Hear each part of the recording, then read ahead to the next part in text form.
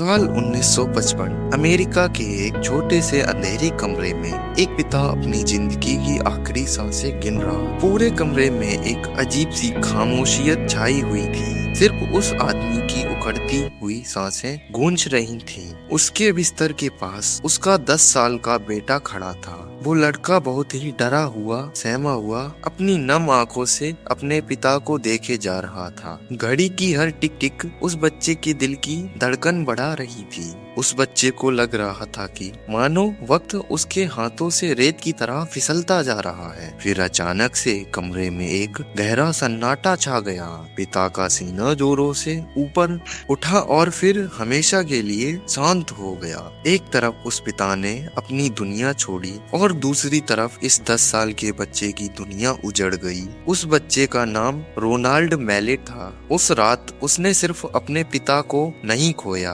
उसने अपना बचपन खो दिया। लेकिन आंसुओं के बीच उस बच्चे ने खुद से एक कसम खाई, एक ऐसा वादा जो सुनने में पागलपन लगता था। उसने अपने मन में सोचा, इस मौत को वह स्वीकार नहीं करेगा।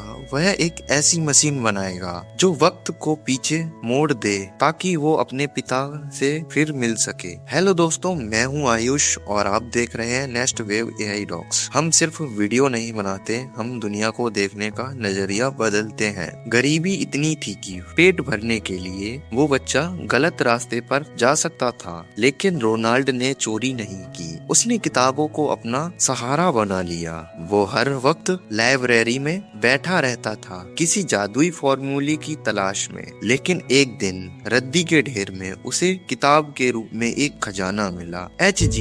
वेल्स की किताब लाइट टाइम मशीन। इस किताब के पन्नों ने उस टूटे हुए बच्चे के अंदर एक आग लगा थी। उसे यकीन हो गया कि साइंस के जरिए से हम मौत को भी धोखा दे सकते हैं। सालों बीत गए, वो बच्चा बड़ा हुआ और एक मशहूर फिजिस्ट बना। उसने दुनिया को आइंस्टीन की थ्योरी का एक नया मतलब दिया। रोनाल्ड का कहना था कि अगर हम लाइट को एक छल्ले की तरह घुमा दें तो स्पेस और लाइट के धागे आपस में मिल जाएंगे, बिल्कुल जैसे हम किसी चम्मच से कॉफी को घुमाते हैं और उस भंवर के बीच में हमें अतीत का रास्ता मिल सकता है। सोचिए दोस्तों, वो मशीन नहीं बनानी चाहिए थी, वो बस एक बार सिर्फ पास्ट में जाकर अपने पिता को अपने गले से लगाना चाहता था और बोलना चाहता था कि पापा, मैं आपसे बहुत प्यार करता हूँ। रोनाल्ड की कहानी तो एक अधूरी ख्वाहिश थी, लेकिन साल 2000 में इंटरनेट पर एक जिसने सबकी नींदें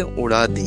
एक ठंडी रात में एक अनजान शख्स ने ऑनलाइन फोरम पर एक मैसेज पोस्ट किया। उसने लिखा कि मैं अभी का नहीं हूँ, मैं साल 2026 से आया हूँ। उसका नाम जॉन टेरर था। लोग उसे पागल समझ रहे थे, मजाक उड़ा रहे थे, लेकिन जॉन ने सबूत के तौर पर अपनी टाइम मशीन की तस्वीरें शेयर की। उसने बताया कि वह एक अमेरिकन सोल्जर है जो एक खास मिशन पर पीछे आया है। उसका मिशन कोई खजाना ढूंढना नहीं था, उसे साल 1975 में जाकर IMV 5100 नाम का एक पुराना कंप्यूटर लाना था, क्योंकि भविष्य में एक ऐसा वायरस आने वाला था जिससे सिर्फ वो कंप्यूटर ही ठीक कर सकता था। यह कहानी किसी हॉलीवुड फिल्म की जैसी लग रही होगी, लेकिन यही सच है। जब लोगों ने उससे पूछा कि तुम पास्ट में आ गए हो तो फ्यूचर बदल नहीं जाएगा,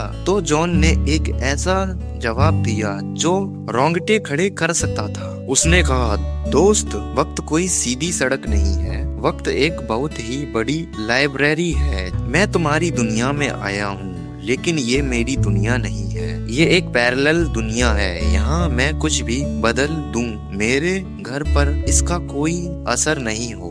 कुछ महीनों के जॉन टेरर अचानक से गायब हो गए, जैसे वो कभी था ही नहीं। लेकिन दोस्तों, मशीन तो फिर भी इंसान बनाते हैं। क्या हो अगर कुदरत खुद वक्त में कोई गलती कर दे?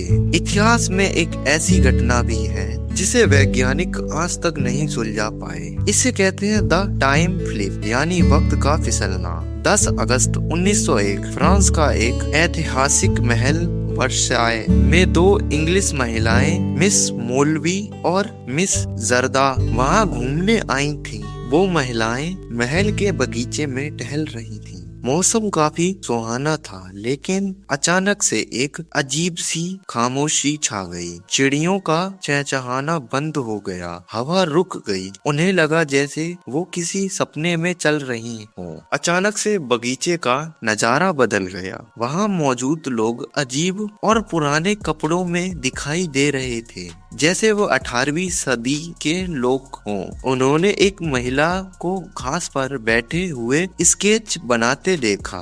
उसकी शक्ल हूबहू फ्रांस की पुरानी रानी के जैसी दिख रही थी, जिसे 100 साल पहले फांसी दी जा चुकी थी। उन दोनों महिलाओं को लग रहा था कि शायद वह कोई नाटक चल रहा है, लेकिन जैसे ही वो एक दरवाजे से बाहर निकली, सब कुछ वापस नॉर्मल